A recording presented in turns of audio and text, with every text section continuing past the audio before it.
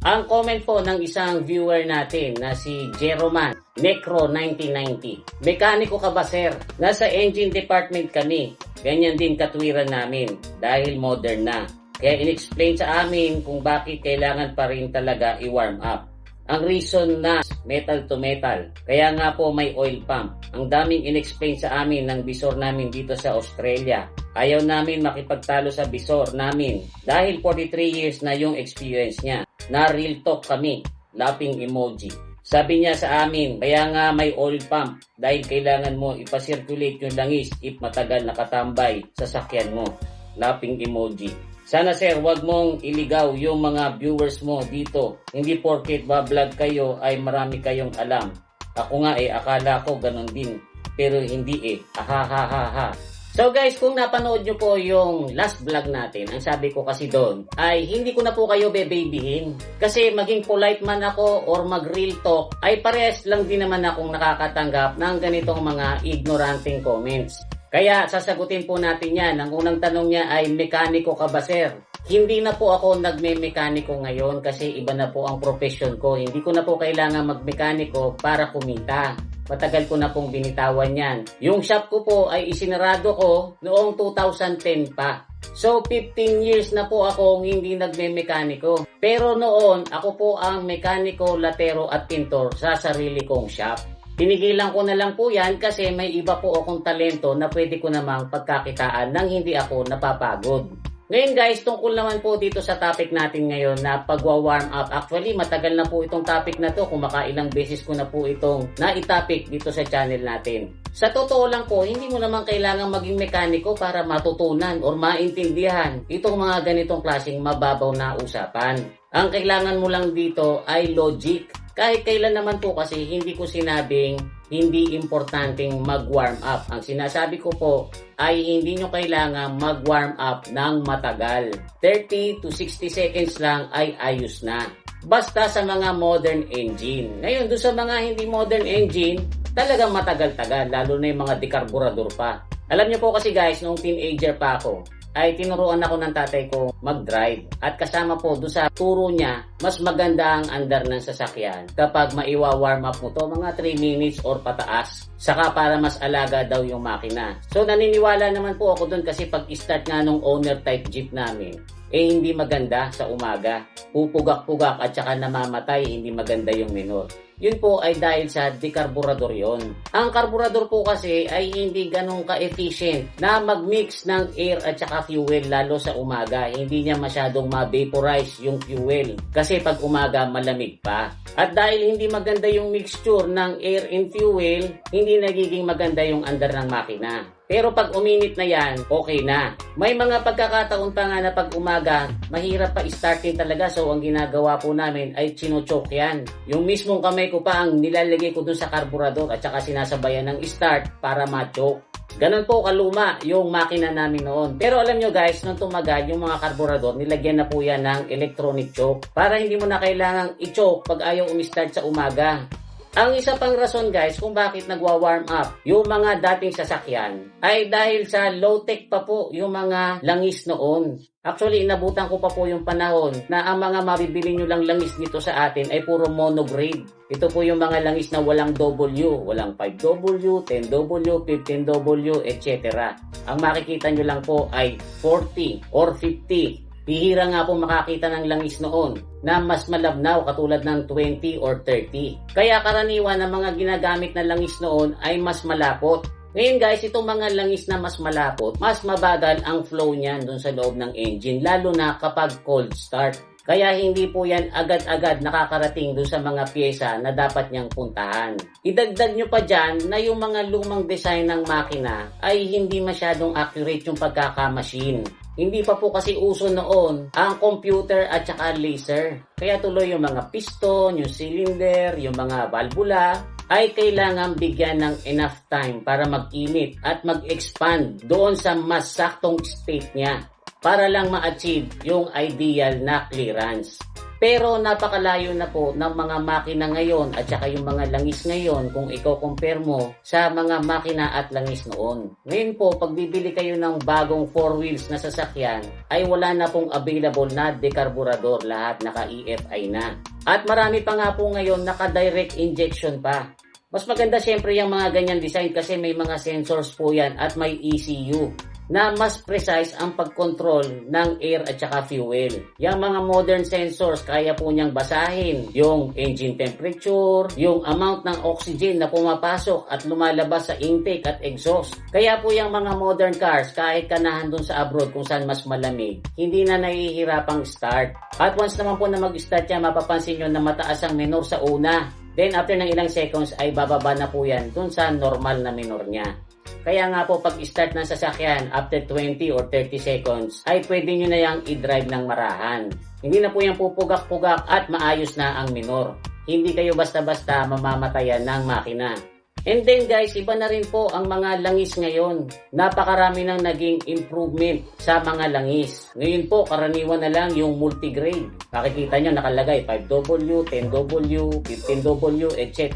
Kaya kahit nakatira ka dyan sa lugar na may snow, ay mayroong langis na uugma dyan sa makina mo. Kaya nga po yan may nakalagay na W. Ang ibig sabihin po ng W kasi ay winter. Kaya yan yung mga pinagbabatayan ng mga kababayan natin na nandun sa mga lugar na may winter.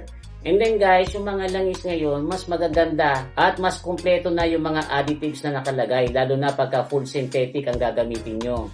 Mas mabilis po yan mag-flow, kaya mas mabilis siya nakakarating dun sa mga pyesa na kailangan ng lubrication. Basta susundin mo lang yung viscosity na recommended ng manufacturer. Pag nakalagay dun sa owner's manual mo na ang kailangan ng makina mo ay 20 or 30, huwag kang gumamit ng 40 or 50. Para sigurado kang mas maganda ang magiging performance ng makina kahit na cold start. Nakakasigurado ka na magsisirculate yung langis sa loob ng makina ng ilang segundo lang. Actually ngayon nga po mga makina within 3 or 4 seconds nakasirculate na yung langis. Kung di ka naniniwala ay gamitin mo yung internet mo. I-search mo kung mali ako. Pagdating naman po mismo dun sa makina ay ibang-iba na rin po kasi mas precise ang pagkaka-machine. Dahil yung mga modern engines po ngayon ay ginagamitan ng computer at saka laser. Mas masikip at saka mas exact yung mga tolerance niya. Hindi na po yan nag-aantay ng matagal para lang ma-achieve yung ideal na clearance. Kasi guys, yung mga timpla ng bakal at saka alloy ngayon ay iba kaysa dun sa mga timpla ng bakal at alloy noon. Mas maayos at mas predictable kung paano magbe-behave sa heat, unlike sa mga lumang makina. Alam nyo guys, sa totoo nga lang, yung extended periods ng pag-idle mula sa cold start ay nakakasama pa nga sa makina. Lalo na po doon sa lugar na mayroong snow or mayroong winter. Kasi alam nyo guys, kapag in-start natin yung makina, di ba mataas ang minor niya? Yun po ay dahil sa dinadagdagan ng ECU yung gasolinang pumapasok doon sa cylinder. Ngayon guys, kapag naka-idle ka lang, dahil gusto mo nga mag-warm up ng 3 minutes, mas mabagal ngayong uminit yung makina. Hindi tulad nung ida-drive mo na ng marahan. So ang gagawin po ng ECU hanggat nase-sense ng sensor na malamig yung makina, ay mas marami yung ipinapasok niyang gasolina doon sa cylinder. Yang rich na mixture ng gasolina ay nagre-result po yan dun sa incomplete burn na nagiging carbon deposit kapag palagi mong ginagawa. Hindi ko po yan ini-imagine guys. At kung hindi ka naniniwala ay sulitin mo yung internet na ginagamit mo. I-search nyo po kung mali ako. And then guys, yung rich mixture ng gasolina kapag ikaw ay matagal na naka-idle, nagre-result din po yan doon sa tinatawag na fuel dilution of engine oil. Ang ibig sabihin po niyan, dahil marami yung pumapasok na gasolina doon sa combustion chamber, nahuhugasan ng gasolina yung cylinder wall. Ang gasolina pa naman ay natural na panghugas ng langis. So ang ginagawa po niyan, nahuhugasan niya yung langis na dapat nakadikit doon sa cylinder wall. Kaya nababawasan yung proteksyon ng cylinder wall. Kung bago pa yung makina mo, okay lang. Hindi mo naman agad-agad mararamdaman yung epekto niyan. Pero yan yung magiging cause, katagalan, para yung makina mo ay mag-blow by. Kapag lumakas na po ang blow by niyan, yung gasolina na humuhugas doon sa cylinder wall mo dahil nga warm up ka ng warm up, lulusot na po yan dun sa piston ring. papunta doon sa oil sump. Hahalo po yung gasolinang sumobra at lalabnaw yung langis doon sa oil pan. Pwede nyong i-search kung yung ba mga sinasabi ko ay galing lang sa imahinasyon ko. Alam nyo guys, yung mga ignoranteng car owner na matitigas ang ulo ay pwede nyong i-compare sa mga batang paslit. Kasi guys, yung mga batang paslit, pag matitigas ang ulo niyan, sinasabihan niya ng matatanda, pag hindi ka nagpakabait, wala kang regalo kay Santa Claus sa Christmas. Kapag matigas ang ulo mo at hindi ka natulog, kukuhanin ka ng aswang. Ngayon, ito namang pong bata, dahil ignorante, maniniwala dun sa magulang. Until such time na ma-realize nung bata na yung palang sinasabi ng magulang niya ay hindi accurate. Hindi ko naman po tinatawaran yung husay ng mga older generations na mga mechanic. Pero alam nyo guys, yung knowledge at saka technology, ever-changing at ever-improving po yan. Hindi po yan nananatili sa isang state. Marami pong mga knowledge noon na hindi na applicable ngayon. Or worse, kung ipipilit mo ay pwede pa ngang makasama.